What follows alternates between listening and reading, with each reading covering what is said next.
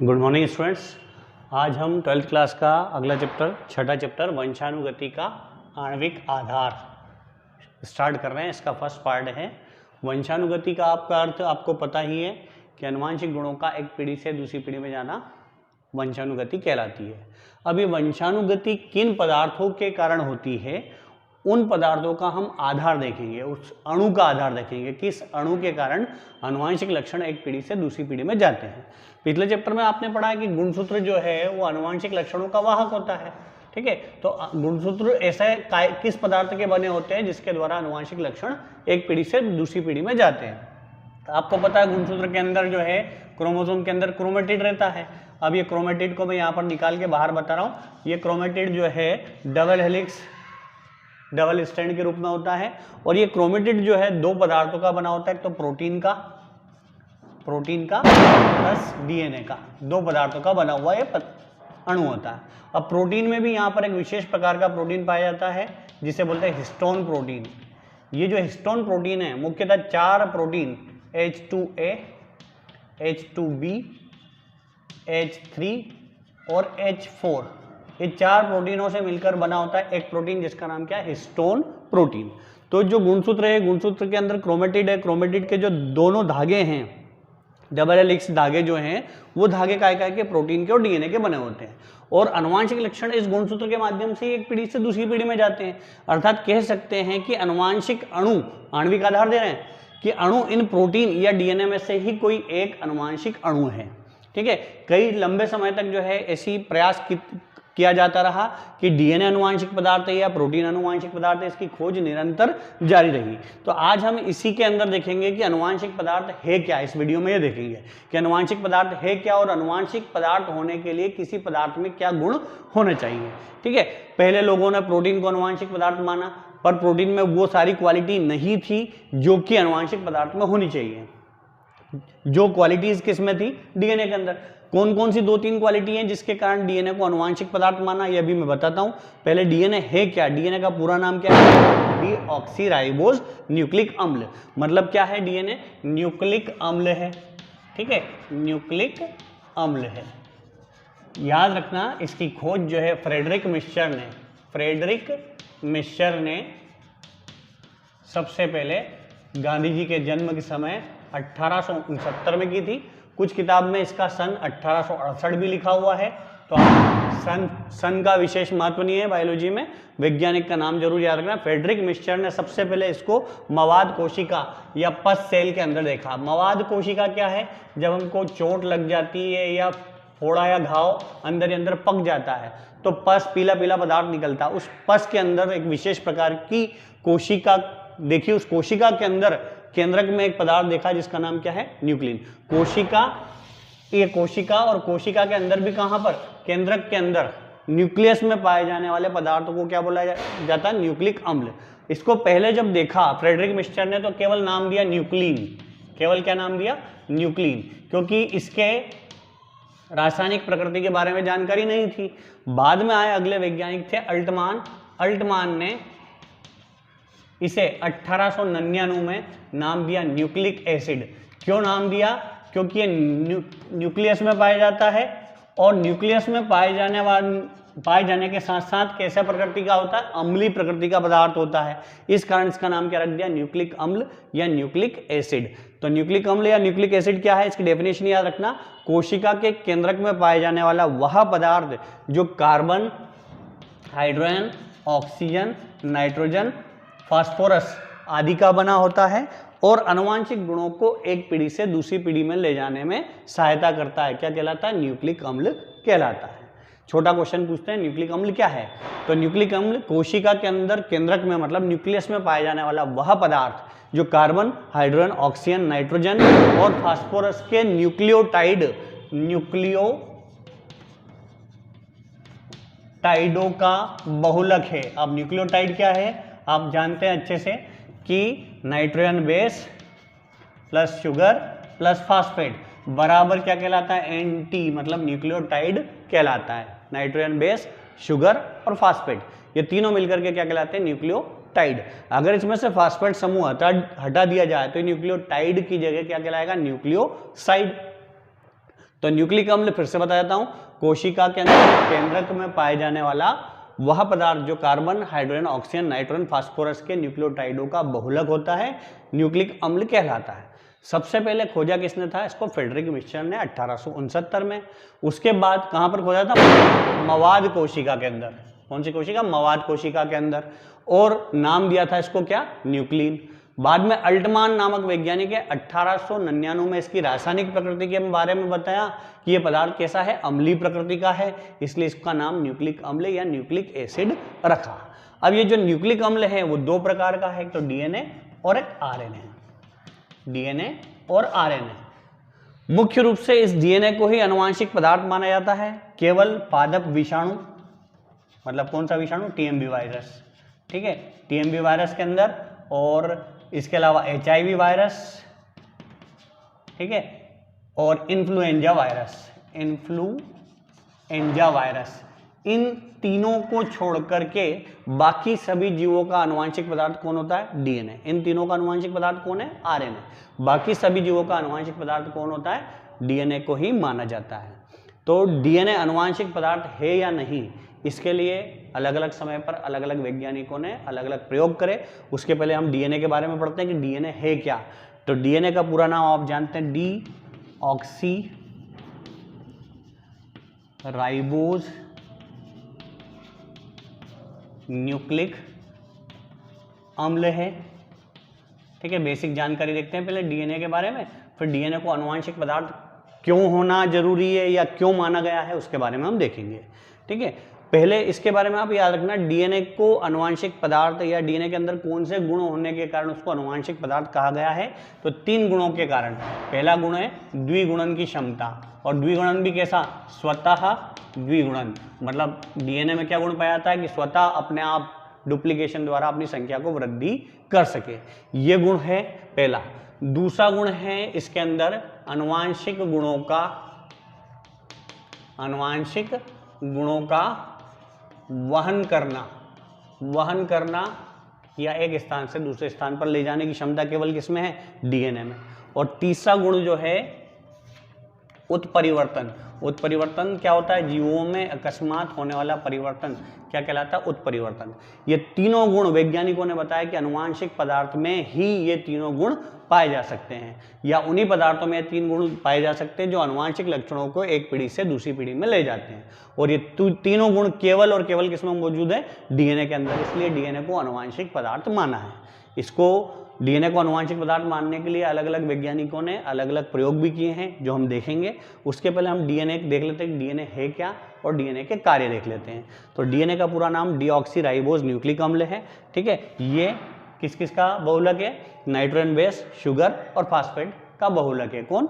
DNA, deoxy ribose nucleic अम्ल। अब इसमें नाइट्रोजन बेस के रूप में 2 प्यूरिन और पिरिमिडिन पाए जाते हैं। अब प्यूरिन के अंदर 2 सदस्य आते हैं, आप पहले से जानते हैं, 11th में पढ़ा है, एडिनिन और ग्वानिन। और पिरिमिडिन के अंदर 2 सदस्य आते हैं, साइटोसिन और थायमीन, ठीक है। तो नाइट्रोजन बेस के रूप में कौन कौन है? प्यूरिन और पिरिमिडिन। प्यूरिन के 2 सदस्य एडिनिन जिसको ए से दर्शाया जाता है, ग्वानिन जिसको जी से दर्शाया जाता है। पिरिमिडिन के 2 सदस्य साइटोसिन और थायमीन। अब डीएनए के अलावा अगर हम आरएनए की बात करें तो आरएनए में थायमीन के स्थान पर यूरेसिल रहेगा, बाकी सब कुछ सेम रहेगा। तो नाइट्रोजन बेस हो गया जो कि प्यूरिन और पिरिमिडिन का बना है। प्यूरिन के अंदर एडिनिन और ग्वानिन और पिरिमिडिन के अंदर साइटोसिन, थायमीन। अब ये जोड़े के रूप में रहते हैं, तो ये दोनों पास पास स्थित होने के कारण ग्वानिन और साइटोसिन, जी और सी, इन दोनों के बीच में ट्रिपल बंध द्वारा आपस में जोड़ बन जाता है। ये दोनों बंध जाते हैं, 2 अलग अलग परिवार के सदस्य हैं। इसी प्रकार ये ए और टी मतलब एडिनिन और थायमीन दोनों डबल बंध के द्वारा, डबल हाइड्रोजन बॉन्ड के द्वारा आपस में जुड़े होते हैं, ठीक है। अब जो डीएनए है, इस डीएनए का अणुभार जो है अति उच्च होता है, 10 की घात 6 से 10 की घात 7 डाल्टन होता है, याद रख लेना ये। तो डीएनए है क्या? डीएनए का पूरा नाम है डीऑक्सीराइबोज न्यूक्लिक अम्ल है, जो कि कोशिका के केंद्रक में पाया जाता है। ठीक है, ये मुख्यतः नाइट्रोजन बेस, शुगर और फास्फेट के न्यूक्लियोटाइडों का बहुलक है। नाइट्रोजन बेस के रूप में प्यूरिन और पिरिमिडिन पाए जाते हैं। प्यूरिन में एडिनिन और ग्वानिन, पिरिमिडिन में साइटोसिन और थाइमिन पाया जाता है। एडिनिन और थाइमिन आपस में डबल हाइड्रोजन बंध के द्वारा और ग्वानिन और साइटोसिन आपस में ट्रिपल हाइड्रोजन बंध के द्वारा जुड़े रहते हैं। शुगर के रूप में डीएनए में एक शुगर पाई जाती है जिसको बोलते हैं पेंटोस शुगर, मतलब 5 कार्बन युक्त श्रृंखला वाली शुगर पाई जाती है। और फास्फोरिक अम्ल के रूप में फास्फेट पाया जाता है। ठीक है, डीएनए का अणुभार क्या बताया? अति उच्च होता है, जो कि किससे किसके बीच में होता है? 10 की घात 6 से 10 की घात 7 डाल्टन।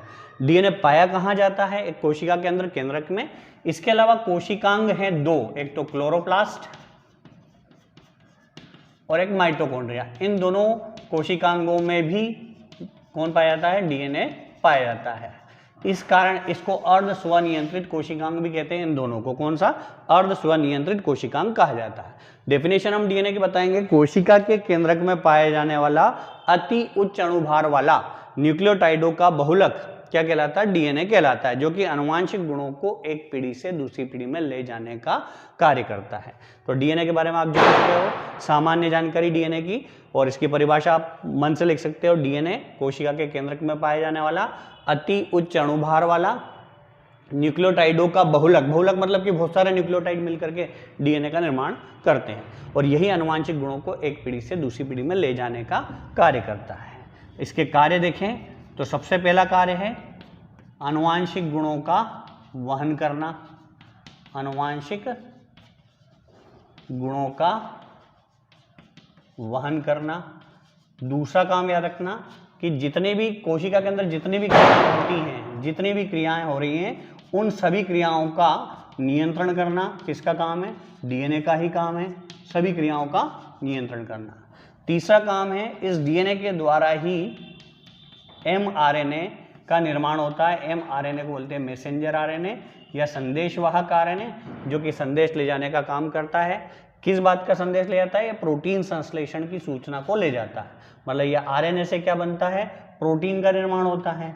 मतलब एमआरएनए तो बना है डीएनए से, एमआरएनए बना डीएनए से, और आरएनए बना रहा है कौन? प्रोटीन। मतलब हम कह सकते हैं अप्रत्यक्ष रूप से डीएनए ही किसके निर्माण में? आरएनए के निर्माण में मदद करता है। डीएनए के द्वारा ही किसका निर्माण होता है? आरएनए का प्रोटीन का निर्माण होता है। और प्रोटीन में भी याद रखना आनुवांशिक प्रोटीन कौन सा? Histone protein. हिस्टोन प्रोटीन का निर्माण इसी के द्वारा होता है। ठीक है, तो ये प्रमुख कार्य हो गए किसके? डीएनए के। सबसे पहला प्रमुख कार्य आनुवांशिक गुणों को एक पीढ़ी से दूसरी पीढ़ी में ले जाता है। ठीक है, और तीनों को छोड़ करके, किन तीनों को छोड़ करके याद रखना है आपको? एक तो पादप विषाणु जिसका नाम है टीएमबी, एचआईवी वायरस और इन्फ्लुएंजा वायरस। इन तीनों को छोड़ करके बाकी सभी जीवों का आनुवांशिक पदार्थ कौन है? डीएनए ही है। दूसरा कार्य याद रखना, शरीर के अंदर होने वाली जितनी भी क्रियाएं, उन सारी क्रियाओं का क्या करता है? नियंत्रण करना। तीसरा काम याद रखना कि डीएनए ही किसके निर्माण में मदद करता है? एमआरएनए के निर्माण में मदद करता है। चौथा, एमआरएनए से प्रोटीन बनता है और एमआरएनए डीएनए से बनता है, अर्थात डीएनए ही प्रोटीन के निर्माण में मदद करता है। और आखिरी याद रखना कि जब डीएनए ही किसके साथ मिल जाता है? प्रोटीन के साथ मिल जाता है। तो ऊपर बताया था डीएनए और प्रोटीन मिलकर के किसका निर्माण करते हैं? क्रोमोसोम या गुणसूत्र का निर्माण करते हैं। अभी ऊपर बताया था मैंने, डीएनए का ये धागा जो है दो चीजों से मिलकर बना हुआ है, प्रोटीन और डीएनए से। तो प्रोटीन और डीएनए मिलकर के गुणसूत्र का निर्माण करते हैं। ये 5 कार्य हो गए किसके? डीएनए के। तो इस छोटी सी अभी 5-10 मिनट के अंदर हमारे 2-3 क्वेश्चन हुए छोटे छोटे। पहला क्वेश्चन न्यूक्लिक अम्ल क्या है? ठीक है, 5-7 लाइन का एक छोटा सा क्वेश्चन है न्यूक्लिक अम्ल। एक 2 लाइन का बहुत छोटा सा क्वेश्चन है कि आनुवांशिक पदार्थ में कौन से आवश्यक गुण होना चाहिए, या डीएनए को किन आवश्यक गुणों के कारण आनुवांशिक पदार्थ माना। तो 3 आवश्यक गुणों के कारण आनुवांशिक गुण माना। अगला क्वेश्चन बनेगा डीएनए क्या है? डीएनए के कार्य लिखिए। तो डीएनए की डेफिनेशन आपको समझ में आ गई और इसके 5 कार्य हो गए। अब जब डीएनए के बारे में बताया, उसके पहले वैज्ञानिकों ने समय समय पर क्या हुआ कि विभिन्न प्रकार की खोज करी और खोजों के माध्यम से बताया कि कैसे डीएनए ही आनुवांशिक पदार्थ है, क्यों डीएनए को आनुवांशिक पदार्थ माना गया है। तो उसके लिए भिन्न भिन्न समय पर भिन्न भिन्न प्रयोग हुए। सबसे पहले अपन ने जो 5वां चैप्टर पढ़ा था उसमें मेंडल के नियम पढ़े थे, मेंडल के सिद्धांत पढ़े थे, और मेंडल ने बताया था कि आनुवांशिक गुण जो है किसी न किसी कारक के कारण एक पीढ़ी से दूसरी पीढ़ी में जाते हैं, पर ना तो उन्होंने समसूत्री विभाजन, ना अर्धसूत्री विभाजन, ना डीएनए, ना आरएनए, किसी के बारे में पूर्ण जानकारी नहीं दी थी। बाद में सटन और बावेरी नामक वैज्ञानिक ने 1902 में गुणसूत्री सिद्धांत या जीन का सिद्धांत प्रस्तुत करा था, और उन्होंने बताया कि आनुवांशिक पदार्थ कौन है, डीएनए ही है। डीएनए के बारे में उन्होंने जानकारी दी। बाद में ग्रिफिथ आए। ग्रिफिथ नामक वैज्ञानिक ने 1928 में यह व्यक्त करने के लिए या साबित करने के लिए कि डीएनए ही क्या है, आनुवांशिक पदार्थ है, डीएनए ही आनुवांशिक पदार्थ है, इसको साबित करने के लिए उन्होंने एक प्रयोग करके दिखाया, और उस प्रयोग को नाम दिया है ग्रिफिथ का रूपांतरण प्रयोग। ठीक है, यहाँ पर हम प्रयोग करके देखते हैं कि कैसे ग्रिफिथ ने क्या किया होगा। ग्रिफिथ नामक वैज्ञानिक ने बताया, ग्रिफिथ नहीं बोलना, ग्रिफिथ साहब ही हैं, हमसे बहुत बड़े हैं, इन्होंने जो है डीएनए की खोज करी, विशेष काम करा, इनके कारण ही आज हम परेशान हो रहे हैं। ठीक है, डीएनए को इतना समझने की कोशिश कर रहे हैं। तो ग्रिफिथ नामक साहब ने जो स्तनधारियों में निमोनिया नामक रोग जो होता है, कौन सा रोग, निमोनिया नामक रोग, मुख्यतः इन्हें चूहे के अंदर ही अध्ययन करा था। निमोनिया नामक रोग जो होता है वो डिप्लोकोकस निमोनियाई नामक जीवाणु के कारण होता है। उन्होंने बताया डिप्लोकोकस निमोनियाई नामक जीवाणु के कारण कौन सा बीमारी होती है, निमोनिया, जिसके कारण चूहे की मृत्यु हो जाती है। अब ये डिप्लोकोकस निमोनियाई जो जीवाणु है वो दो रूपों में बताया उन्होंने। एक है उग्र प्रभेद या विभेद वाला विरुलेंट, और एक है अनुग्र मतलब नॉन विरुलेंट प्रभेद वाला। उग्र प्रभेद वाला जो जीवाणु है उसको एस टाइप का या एस स्ट्रेन का जीवाणु भी कह सकते हैं। एस टाइप का मतलब होता है स्मूथ मतलब कि ऐसा जीवाणु जिसके चारों ओर कोशिका भित्ति कैसी है, चिकनी है, और चिकनी है मतलब किसकी बनी हुई है, पॉलीसेकेराइड की। अगर आपको याद हो तो 11th में पढ़ा था, जिस जीवाणु के चारों ओर पॉलीसेकेराइड की कोशिका भित्ति पाई जाती है वो कैसा होता है, रोग कारक जीवाणु होता है। जिसके चारों ओर पॉलीसेकेराइड की वाल भित्ति पाई जाए वो क्या होता है, रोग कारक। और ये पॉलीसेकेराइड की वाल जो होती है वो चिकनी होती है। कैसी होती है, चिकनी या स्मूथ, इसलिए इसको एस टाइप का स्ट्रेन कहा गया है या उग्र प्रभेद कहा गया है। प्रभेद क्यों कहा है उग्र, क्योंकि ये उग्र स्वभाव का होता है और रोग उत्पन्न करने का काम करता है। कौन सा रोग, निमोनिया नामक रोग उत्पन्न करता है। ठीक है, एक अनुग्र होता है, और अनुग्र वाला जो जीवाणु है उस जीवाणु के चारों ओर जो कोशिका भित्ति होती है वो रफ होती है, कटी फटी होती है, चिकनी नहीं होती। कैसी होती, खुरदुरी होती है। खुरदुरी होने के कारण मतलब रफ होने के कारण इसको आर टाइप या आर स्ट्रैंड कहा जाता है। ठीक है, एक है एस स्ट्रैंड या एस टाइप जो कि उग्र स्वभाव का है और रोग कारक है, रोग उत्पन्न करता है, रोग का कारण है, और पॉलीसेकेराइड का बना हुआ इसमें खोल पाई जाती है, वाल पाई जाती है, भित्ति पाई जाती है। और अनुग्र के अंदर जो पॉलीसेकेराइड की भित्ति नहीं होती है, कटी फटी और खुरदुरी भित्ति होती है, रफ टाइप की होती है, इसलिए इसको आर टाइप स्ट्रेन या अनुग्र प्रभेद भी कहा जाता है। इसको विरुलेंट मतलब कि रोग कारक और इसको नॉन विरुलेंट मतलब अरोग कारक जीवाणु kहा गया है। अब ग्रिफिथ ने एक प्रयोग करा और प्रयोग के माध्यम से बताया कि यदि एस स्ट्रेन या एस टाइप के जीवाणु को इंजेक्ट किया जाए चूहे के अंदर, किसमें इंजेक्ट किया जाए, चूहे के अंदर इंजेक्ट किया जाए, तो एस टाइप का कैसा होता है, रोग कारक होता है, रोग उत्पन्न करने वाला होता है, जिसके कारण ये चूहा रोगी हो जाता है और अंत में इसकी मृत्यु हो जाती है। ठीक है, एस टाइप के स्ट्रेन के कारण। फिर उन्होंने बताया कि अगर आर टाइप के स्ट्रेन को, सेकंड कौन, आर टाइप के कैपिटल आर टाइप के स्ट्रेन को, आर टाइप को चूहे के अंदर इंजेक्ट किया जाए तो आर जो है वो रोग कारक नहीं था।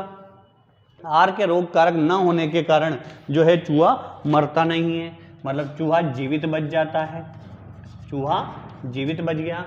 तीसरा उन्होंने क्या करा कि जो एस टाइप का था उस एस टाइप के स्ट्रेन को 60 डिग्री सी ताप पर गर्म करा। कितने डिग्री सी ताप पर? 60 डिग्री सी ताप पर गर्म करा। कौन से वाले को? एस टाइप को। एस टाइप को 70 डिग्री सी ताप पर गर्म करके इस जीवाणु के अंदर के पदार्थों को क्या कर दिया? मार दिया। और फिर उसको चूहे के अंदर इंजेक्ट करा। जब चूहे में इंजेक्ट करा तो चूहा मरा नहीं बल्कि जीवित रह गया। क्यों जीवित रह गया? क्योंकि उसके अंदर कुछ ऐसे पदार्थ मौजूद थे जो कि रोग उत्पन्न करते थे, वो 60 डिग्री सी ताप पर क्या हो गए? नष्ट हो गए।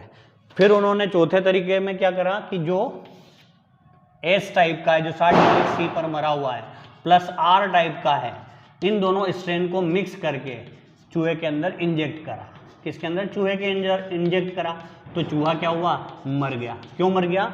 जब ये एस स्ट्रेन टाइप को किसके साथ? आर स्ट्रेन के साथ मिक्स करके चूहे में इंजेक्ट करा तो जो आर स्ट्रेन वाला जीवाणु था उसमें एस स्ट्रेन के कुछ लक्षण रूपांतरित हो गए, स्थानांतरित हो गए। लक्षणों के स्थानांतरण के कारण इस आर स्ट्रेन वाले में जो है रोग कारक की क्षमता विकसित हो गई। मतलब जितने भी आर स्ट्रेन के थे उसमें से कुछ जीवाणु ऐसे बन गए जो क्या करने लगे? रोग उत्पन्न करने लगे, जिसके कारण चूहा मर गया। अब ग्रिफिथ ने बता तो दिया कि कोई ऐसा पदार्थ है जो एक पीढ़ी से दूसरी पीढ़ी में जाने के कारण क्या होता है? आनुवांशिक गुण जाते हैं, और चूहा यहाँ पर मर गया। पर वो ये नहीं बता पाए कि इस कौन से पदार्थ के कारण जो है आनुवांशिक गुण एक पीढ़ी से दूसरी पीढ़ी में जाते हैं। उन्होंने ये खोज करने की बहुत कोशिश करी कि डीएनए आनुवांशिक पदार्थ है, पर आखिरी में वो साबित नहीं कर पाए कि डीएनए ही आनुवांशिक पदार्थ है। तो यहाँ पर एक छोटा सा प्रयोग हो गया। किसका प्रयोग हो गया? ग्रिफिथ का प्रयोग 1928 में बताया। उन्होंने ग्रिफिथ के रूपांतरण के प्रयोग के नाम से प्रस्तुत किया। रूपांतरण किसका हुआ? यहाँ पर जो आर स्ट्रेन वाला जीवाणु उसका रूपांतरण किसके कारण हुआ? एस स्ट्रेन के कारण, वो भी मरे हुए एस स्ट्रेन के कारण। और जब इसमें रूपांतरण हुआ तो इसमें क्षमता आ गई किस वाले की? विरुलेंट वाली जीवाणु की क्षमता आ गई, जिसके कारण चूहे मरने लगे। तो एक प्रयोग ये हुआ। उसके बाद इनके बाद ग्रिफिथ के बाद अगले 3 वैज्ञानिक आए। उन 3 वैज्ञानिकों ने इस ग्रिफिथ के प्रयोग को आगे बढ़ाया और आगे बढ़ा करके इसको सफलतम साबित किया, सिद्ध किया कि आनुवांशिक पदार्थ कौन है? डीएनए ही है। ठीक है, अभी बताता हूं मैं। इन्होंने अपने प्रयोग में 3 वैज्ञानिक थे। तीनों वैज्ञानिक का नाम याद रखना है आपको। एक तो नाम है एवेरी, ठीक है, एक मैककार्टी और एक है मैकलियार्ड। एवेरी, मैकलियार्ड और मैककार्टी का प्रयोग देखेंगे अब अपन। एवेरी, मैकलियार्ड और मैककार्टी। जो अभी ग्रिफिथ ने प्रयोग किया था 1928 में, उनसे लगभग 16 साल बाद मतलब 1944 में एवेरी, मैकलियार्ड और मैककार्टी ने तीनों ने मिलकर के इस प्रयोग को आगे बढ़ाया। और उन्होंने क्या करा कि एस स्ट्रेन या एस टाइप का जो जीवाणु था, एस टाइप का जीवाणु, उस एस टाइप के जीवाणु के अंदर जितने भी रासायनिक पदार्थ मौजूद थे, खास करके तीनों पदार्थ, कौन कौन 3 पदार्थ? एक तो प्रोटीन, दूसरा कार्बोहाइड्रेट और डीएनए। इन तीनों पदार्थों को अलग अलग कर लिया। किसमें से? एस टाइप के या एस स्ट्रेन वाले मतलब रोग कारक जीवाणु के 3 पदार्थ बाहर निकाल लिए, प्रोटीन, कार्बोहाइड्रेट और डीएनए। उसके बाद उन्होंने 3 कांच के बीकर लिए। 3 कांच के बीकर में आर टाइप के, आर स्ट्रेन के, कैसे? आर स्ट्रेन के जीवाणुओं को रखा उसके अंदर, आर टाइप के, ठीक है, तीनों के अंदर। अब ये एस स्ट्रेन का जो प्रोटीन है उस प्रोटीन को मिलाया किसके साथ? आर स्ट्रेन के साथ। जब आर स्ट्रेन के साथ मिलाया तो इस एस स्ट्रेन वाले लक्षण इस आर स्ट्रेन में नहीं आए और इनसे जो है एस स्ट्रेन का जीवाणु नहीं निर्मित हो सका। फिर उन्होंने करा कार्बोहाइड्रेट, किसका? एस स्ट्रेन वाले जीवाणु के कार्बोहाइड्रेट को आर स्ट्रेन वाले जीवाणु के अंदर मिक्स करा बीकर के अंदर। तो देखा कि इससे भी एस स्ट्रेन का जीवाणु निर्मित नहीं हुआ। परंतु जब उन्होंने डीएनए को, एस स्ट्रेन के डीएनए मतलब आनुवांशिक पदार्थ को आर स्ट्रेन के जीवाणु के साथ मिक्सअप किया तो इसके साथ मिला देने पर ये आर स्ट्रेन में कौन से वाले, एस स्ट्रेन के गुण विकसित हो गए और इनसे जितने अगले जीवाणु बने वो सब कैसे बन गए, एस टाइप के जीवाणु निर्मित हो गए। एस टाइप के लक्षण, एस टाइप के डीएनए को आर टाइप के अंदर दिया तो एस टाइप के लक्षण विकसित हो गए। अर्थात इससे सिद्ध हुआ कि आनुवांशिक पदार्थ के रूप में एक पीढ़ी से दूसरी पीढ़ी में केवल कौन जा रहा है, डीएनए, ना कि कार्बोहाइड्रेट, ना कि प्रोटीन। ठीक है, कुछ वैज्ञानिक प्रोटीन को आनुवांशिक पदार्थ मानने लगे थे, परंतु विभिन्न प्रयोगों के माध्यम से सिद्ध हुआ कि डीएनए ही क्या है, आनुवांशिक पदार्थ है। तो अभी इसके पहले हमने देखा था कि इसका प्रयोग ग्रिफिथ का प्रयोग, उसके बाद एवरी, मैकलियार्ड और मैककार्टी का प्रयोग किया। अब इसके बाद आता है हार्शे और चेज का प्रयोग। मैं इस प्रयोग को अगली वीडियो में बताऊंगा, क्योंकि इस वीडियो में अगर समय भी कम हुआ है तो भी क्वेश्चन 4-5 हो गए, आप ज़्यादा पढ़ लोगे शायद कंफ्यूज होने लग जाओ। तो इसका प्रयोग जो है मोस्ट इंपॉर्टेंट है, इसको मैं अलग से अगली वीडियो में बताऊंगा। तो इस वीडियो में 5 क्वेश्चन हुए हैं। सबसे पहला क्वेश्चन बना है आपका न्यूक्लिक अम्ल क्या है, ठीक है। दूसरा क्वेश्चन बना डीएनए क्या है, डीएनए के कार्य। तीसरा क्वेश्चन डीएनए को आनुवांशिक पदार्थ होने के 3 प्रमुख कारण लिखिए, 2 नंबर का छोटा सा क्वेश्चन है। फिर अगला क्वेश्चन हुआ है अपना कि डीएनए को आनुवांशिक पदार्थ मानने के लिए जो ग्रिफिथ ने प्रयोग किया उसको समझाइए। अगला ग्रिफिथ के बाद डीएनए के आनुवांशिक पदार्थ मानने के लिए एवरी, मैकलियार्ड और मैककार्टी के प्रयोग को समझाइए। अब इसके बाद मोस्ट इंपॉर्टेंट बनेगा हार्शे और चेज का प्रयोग, जो कि मैं अगली वीडियो में बताऊंगा। और अगली वीडियो में हम डीएनए के डबल हेलिक्स मॉडल, आरएनए की संरचना और डीएनए से आरएनए, एक के बाद एक DNA RNA transcription, translation, protein संश्लेषण, ये सब कैसे होगा वो हम आगे पढ़ते जाएंगे एक के बाद एक। Thank you.